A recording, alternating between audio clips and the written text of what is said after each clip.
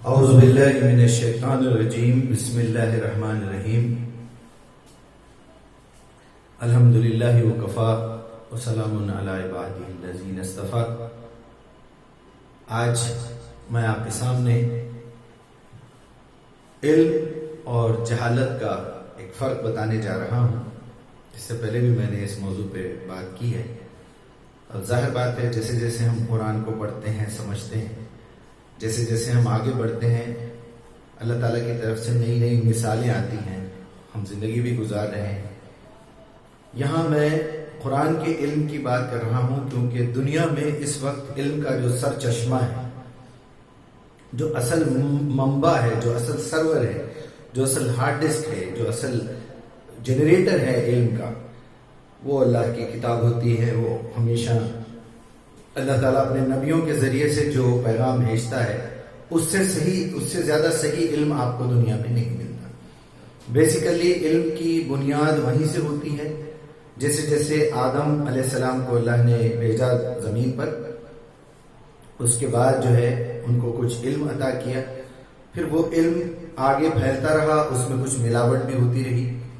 چنانچہ ہم علم کے اگر 3 حصے کریں، جو ہمارے برین میں جتنی انفارمیشن ہے، تو اس کے آپ کو یہ 3 پارٹس میں سب سے پہلا پارٹ یہ ملے گا جو دنیا والوں نے آپ کو سمجھایا ہے۔ سارا تو وہی ہے، لیکن اس میں سے کچھ ایسا بھی ہے جو آپ کے اپنے دماغ میں خود سے ایک بات جنریٹ ہوئی، جیسے الیکٹریسٹی دنیا میں آ گئی، ہوائی جہاز بن گئے، نئی نئی انوینشنز، ڈیلی نئی دوائیاں بنتی ہیں۔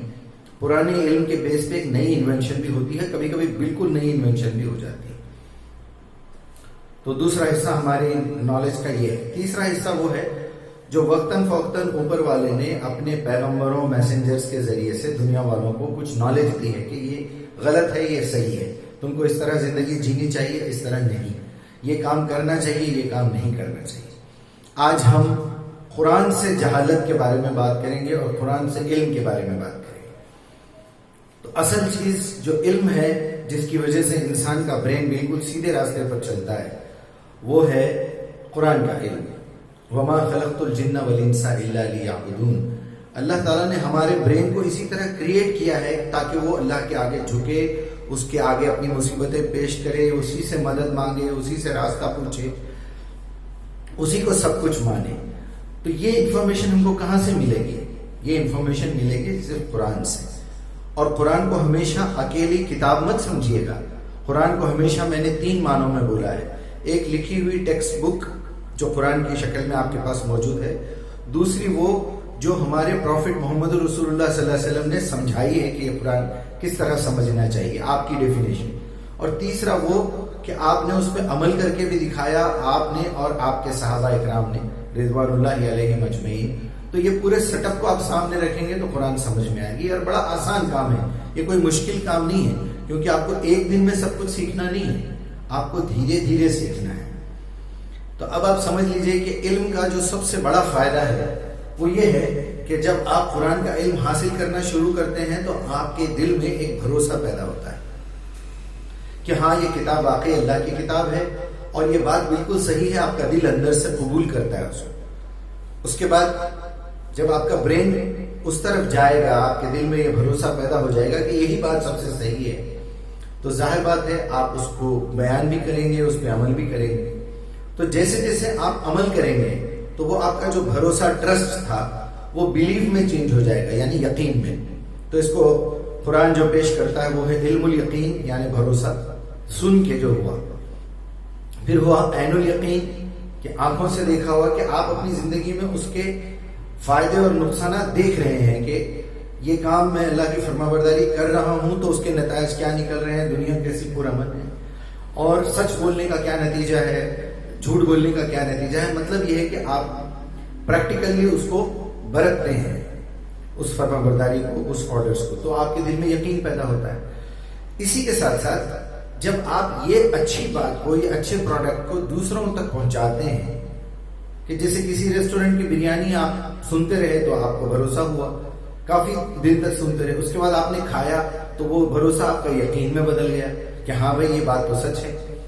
اب جب آپ نے یہی فوڈ، یہی ڈش، یہی بریانی آپ نے دوسروں کو کھلائی اور 1000 لوگوں نے تعریف کی تو آپ کا لیول اور بڑھ گیا، تو وہ بلیف کا جو لیول ہے वो चेंज होके फेथ में बदल जाता है, यानी ईमान में।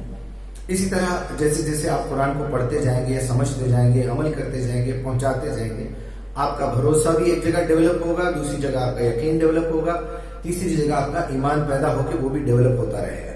जब हम अल्लाह को आमने सामने देख लेंगे इंशाअल्लाह क़यामत के दिन, तो हमारा वो ईमान मुकम्मल होगा, कंप्लीट होगा। इसीलिए अल्लाह ताला अपने पैगंबरों के पास या तो फरिश्ता भेजते हैं, या पैगंबरों से बात करते हैं, या पैगंबरों को बुला लेते हैं आसमानों पर। जिस तरह हमारे नबी मोहम्मद रसूलुल्लाह सल्लल्लाहु अलैहि वसल्लम मेराज पे गए, तो आपसे बढ़ के ईमान तो किसी का हो ही नहीं सकता, क्योंकि आप तो डायरेक्ट अल्लाह से मुलाकात करके आए। तो अब आप समझ सकते हैं कि इल्म का फायदा यह है कि सबसे पहले आप इल्म हासिल करते हैं तो भरोसा होता है, अमल करते हैं तो यकीन होता है कुरान पर, हदीस के साथ, सुन्नतों के साथ। तीसरे, जब आप लोगों तक पहुंचाते हैं तो वो ईमान पैदा भी होता है और बढ़ता जाता है। और इसका नतीजा ये निकलता है कि आप जो फरमाबरदारियां करते हैं अल्लाह की, जैसे नमाज पढ़ना है, रोजा, ज़कात, हज, झूठ छोड़ देना, ईमानदारी से पैसा कमाना, ये बड़ा मुश्किल काम है। लेकिन उनके लिए मुश्किल नहीं है जिसके अंदर ईमान पहले से है, क्योंकि हमारे दिल मजबूत हो जाते हैं। और इसका नतीजा ये निकलता है कि क़यामत के दिन हमारी कामयाबी भी होगी, हम दुनिया में भी सुकून से गुजारेंगे जिंदगी। और ये बुनियाद है ईमान, ईमान शर्त है। अगर आपका कोई अमल अल्लाह के पास जाता है, अगर उसके अंदर ईमान नहीं है, तो उसकी मिसाल बिल्कुल ऐसी है जैसे आपके हाथ में ये मोबाइल है लेकिन इसकी बैटरी वीक है, या बैटरी है नहीं। अगर बैटरी भी है तो उसके अंदर सिम कार्ड नहीं है, अगर सिम कार्ड है तो उसका नेटवर्क नहीं है, नेटवर्क है तो उसके अंदर बैलेंस नहीं है। तो इसी तरह हर बॉडी के साथ उसके सोल का होना जरूरी है। जैसा ये बॉडी आपके मोबाइल की बॉडी है, इसका असल सोल क्या है? असल सोल है इसका नेटवर्क, जिससे आप कनेक्टेड है। तो बगैर नेटवर्क के, बगैर रजिस्ट्रेशन के कोई अमल भी काबिल कबूल नहीं है। उसकी मिसाल दूसरी ऐसी है, जैसे एक आदमी पुलिस का ड्रेस पहन के रिवॉल्वर लेके घूमता फिरता रहे और उसकी पुलिस में नौकरी ना हो और लोगों को वो कानून जताता फिरे। काम तो वो सही कर रहा है, पुलिस की ड्यूटी कर रहा है, अच्छे काम कर रहा है, लेकिन चूंकि उसका रजिस्ट्रेशन नहीं है, वो वहां नौकरी नहीं करता, तो क्या होगा? ये तो जुर्म है। वही रिवॉल्वर जो बिना लाइसेंस के लेके घूम रहा है, पुलिस की वर्दी पहन के घूम रहा है, ये तो बहुत बड़ा क्राइम हो गया। तो इसी तरह अल्लाह ताला के पास भी आपके कोई नेक अमल की कोई वैल्यू नहीं रहेगी जब तक कि उसके पीछे ईमान ना हो। इसी को कहते हैं इन्नमल अमालु बिन्नियात, कि अमल के पीछे आपकी नीयत क्या थी, क्या आपकी नीयत में ईमान था? तो आप समझ सकते हैं कि कुरान का इल्म, उसके बाद अमल, उसके बाद दावत, जिससे कि ईमान पैदा होता, उसके बाद इस्लाम। लोग जो मुसलमान होते थे वो कैसे होते थे? पहले उनको इस बात का यकीन हो जाता था कि ये शख्स वाकई अल्लाह का नबी है और वाकई अल्लाह ताला अकेला है, उसका कोई शरीक नहीं। उसके बाद वो ये कहते थे कि हाँ मोहम्मद सल्लल्लाहु अलैहि वसल्लम, अब हम आप पे ईमान लाते हैं, आपके रब पे भी ईमान लाते हैं, अब यहां से बताइए हम इस्लाम कैसे फॉलो करें। तो फिर उसके बाद कवानीन मदीने में नाजिल होना शुरू हुई। 11-12 साल तक मक्के की जो भी मुद्दत रही है, आप सल्लल्लाहु अलैहि वसल्लम उसमें लोगों का ईमान तैयार करते रहे। उसमें कोई नमाज फर्ज नहीं हुई, रोजा, ज़कात, हज, सूद, पर्दा, शराब, इसके कोई अहकामात नहीं आए। सारे अहकामात आए हैं वो मदीने में। तो इसका मतलब क्या हुआ? आप सल्लल्लाहु अलैहि वसल्लम की मक्की जिंदगी ईमान के लिए थी और मदीने की जिंदगी ईमान के साथ साथ इस्लाम सिखाने के लिए थी। एक पूरा आपने एडमिनिस्ट्रेशन बनाया, इस्लामी हुकूमत कायम करके दिखाई। तो इस्लाम पे अगर आपको अमल करना है तो आपके अंदर ईमान का होना जरूरी है, तभी आपका इस्लाम अल्लाह के पास कबूल होगा। उसके बाद उसका जो लाजमी नतीजा निकलता है कि आप दुनिया में सुकून से रहते हैं, आपको अल्लाह ताला इज्जतों से नवाजता है, आपको इज्जत मिलती है और दुनिया में आप सुरखुरू होते हैं।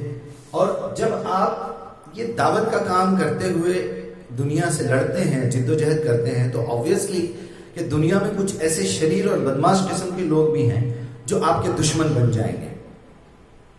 अगर आपने आराम से भी काम किया तो आप पे हमले होंगे, आप कितनी भी हिकमत बरत लें, आपके दुश्मन लोग बन जाएंगे। और यही सच्चाई और हक का सबूत है कि आपके साथ मुखालिफत हो। जब आप मुसलमान रहेंगे और दावत देंगे तो आपका कोई भी आसानी से आपको बर्दाश्त नहीं करेगा। लिहाजा होगा ये कि आपके साथ या तो लड़ाई होगी, जंग होगी, आपकी मुखालिफत होगी। आपके पास दो ही ऑप्शन बच जाएंगे, या तो आप बच बचा के वहां से हिजरत कर लें, या फिर उनसे लड़के जीत जाएं, या फिर उनसे लड़के शहीद हो जाएं। ان تینوں صورتوں میں اللہ تعالیٰ کے پاس آپ کی کامیابی ہے، جس کو میں نے شہادت کی موت اور عزت کی موت سے تعبیر کیا ہے۔ یہ ہے وہ شہادت اور موت، اس کا چیپٹر آپ کو یہ بھی مل جائے گا۔ اس کے بعد جب شہادت اور آپ کی مغفرت ہوگی تو لازمی بات ہے کہ آپ جنت میں جائیں گے۔ اس کے ساتھ ساتھ میں نے جہالت کے کچھ نتائج بتانے کی کوشش کی ہے تاکہ آپ کو فرق کا پتہ چلے۔ جو لوگ قرآن نہیں پڑھتے ان کے اندر جو سب سے پہلی صفت پائی جاتی ہے وہ کیا ہے؟ وہ دیکھیے آپ، آدمی کو کبھی بھی بھروسہ مند نہیں ہو سکتا۔ وہ آدمی نہ تو اپنے آپ پہ کبھی بھروسہ کرے گا نہ کسی اور پہ بھروسہ کرے گا، کیونکہ قرآن کا جو مومن ہوتا ہے اس کو یہ پورا بھروسہ ہوتا ہے کہ میں کبھی کسی کو دھوکہ نہیں دے سکتا، میں ایک سیدھا آدمی ہوں اور کوئی دوسرا بھی مجھے دھوکہ نہیں دے سکتا۔ اللہ نے ایسی مجھے صلاحیت دی ہے کہ مجھے پتہ چل جاتا ہے کہ شیطان کون ہے، دھوکہ دینے والا کون ہے۔ اس کے باوجود بھی اگر میرا نقصان ہو رہا ہے تو یہ میرے رب کی طرف سے ہے، تو لازمی بات ہے وہ کانفیڈنٹ رہے گا۔ اور قرآن کی نافرمانی، جیسے یہاں پر قرآن پہ عمل کرنا ہے، ہمارا علم کا جو سیکشن ہے اس میں قرآن سے نافرمانی، پہلے تو آپ کے پاس علم نہیں ہے۔ کچھ مسلمانوں کے پاس قرآن کا علم تو ہے لیکن وہ عمل نہیں کرتے، تو اس کا نتیجہ کیا نکلے گا؟ اس کا نتیجہ یہ نکلے گا کہ نافرمانی کی وجہ سے اس کے اندر مایوسی چھائی ہوئی رہے گی، وہ ہمیشہ ڈپریشن میں رہے گا۔ آپ دیکھ لیجئے بہت سارے مسلمان ایسے ہیں جس کے اندر یقین اور بھروسہ کی کوئی آپ کو جھلک بھی نظر نہیں آئے گی، اور وہ مایوسی میں ہمیشہ زندگی گزاریں گے، اور آپ کو تو پتہ ہی ہے مایوسی کا نام کفر ہے۔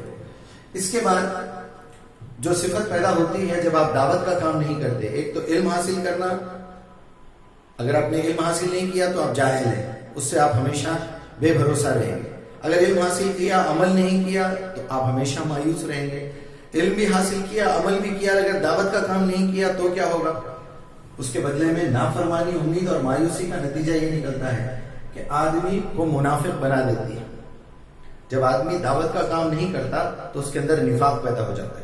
بہت سارے لوگوں کو آپ نے دیکھا ہوگا کہ بھائی کوئی میری خبر میں آنے والا نہیں ہے، میں کسی کی خبر میں جانے والا نہیں ہوں، میں کسی کو کیوں سمجھاؤں کہ یہ اچھا کیا ہے برا کیا ہے؟ نہیں، یہ انسان کی ذمہ داری ہے۔ اللہ تعالیٰ نے اس کے دل میں، اس کی بنوٹ میں، اس کی کریشن میں بات رکھی ہے کہ وہ دنیا میں ناانصافی، برائی دیکھ ہی نہیں سکتا۔ اصل عبادت کا مفہوم کیا ہے؟ عبادت کا مفہوم یہ ہے برائی کو مٹانا، بھلائی قائم کرنا، چاہے وہ ذہن کی برائی ہو، زبان کی ہو، آنکھوں کی ہو، دنیا کی ہو، زمین کی گندگی ہو، گھر کی گندگی ہو، کپڑوں کی گندگی ہو۔ برائی کو، گندگی کو مٹانا، یا عقیدے کی گندگی ہے اس کی جگہ صحیح عقیدہ، صحیح بات، صحیح۔ آپ دیکھ لیجئے کتنے کنٹریز ایسے ہیں جو گندے ہیں، خود ہماری کنٹری، ہماری سٹی کو دیکھ لیجئے۔ اسی طرح آپ دوسرے ملکوں میں چلے جائیے، وہاں پر صفائی ہے، اچھے درخت لگے ہوئے ہیں، اچھے گھر بنے ہوئے ہیں، ہر چیز بہت کلین ہے، انوائرمنٹ بڑا پیارا ہے۔ تو یہ اصل عبادت ہے۔ اب آدمی منافق بن جاتا ہے، اگر دعوت کا کام نہ کرے تو وہ آدمی منافق ہے۔ وہ دیکھنے میں مسلمان بھی ہے اور وہ علم بھی حاصل کرتا ہے قرآن کا، عمل بھی کرتا ہے، لیکن دعوت کا کام نہیں کرتا، جبکہ قرآن کے اندر ہی یہ لکھا ہوا ہے کہ تمہارے کو دعوت دینا ضروری ہے۔ کنتم خیر امۃ اخرجت للناس، اور آپ صلی اللہ علیہ وسلم نے کہا بلغوا انی ولو آیا۔ اب مایوسی اور نفاق سے کفر پیدا ہوتا ہے، آدمی کافر ہو جاتا ہے اندر ہی اندر، اور کفر کا نتیجہ یہ نکلتا ہے کہ آپ کی زندگی لالچ اور خود غرضی سے بھر جاتی ہے۔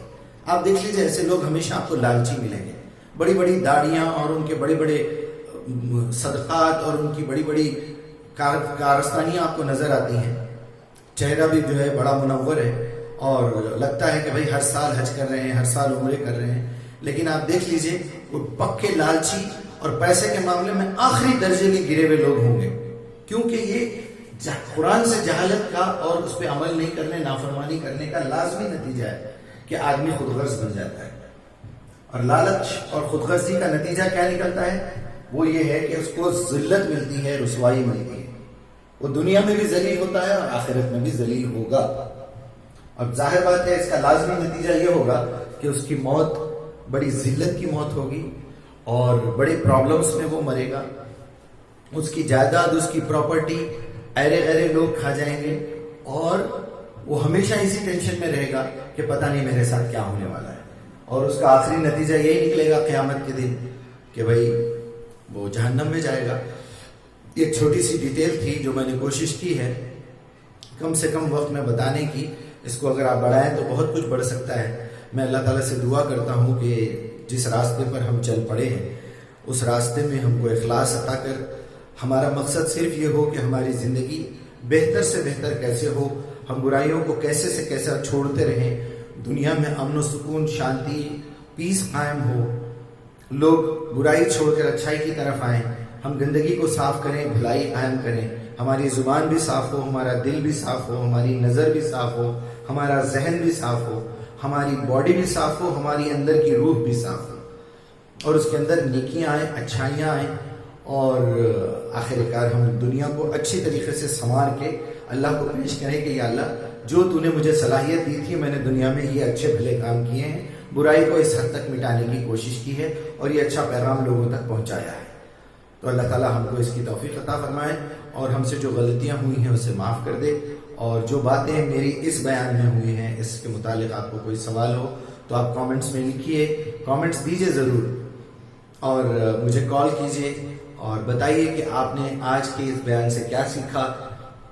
قرآن کو لکھیے, پڑھیے, سمجھیے, عربی زبان سیکھیے اور علم حاصل کیجئے, کیونکہ ساری دنیا کی ساری ٹیکنالوجیز اسی سے نکلتی ہے. میتھمیٹکس, سائنس, جغرافی, ہر چیز اسی میں سے نکلتی ہے. تو اللہ تعالیٰ سے میری دعا ہے کہ ہم سب کے لیے دنیا میں آسانی سے جینا اور اللہ کی فرما برداری پہ جینا آسان کر دے, اور ہماری زندگیوں میں سکون, اطمینان, چین, رحمتوں کے ساتھ اللہ تعالیٰ نواز دے. السلام علیکم.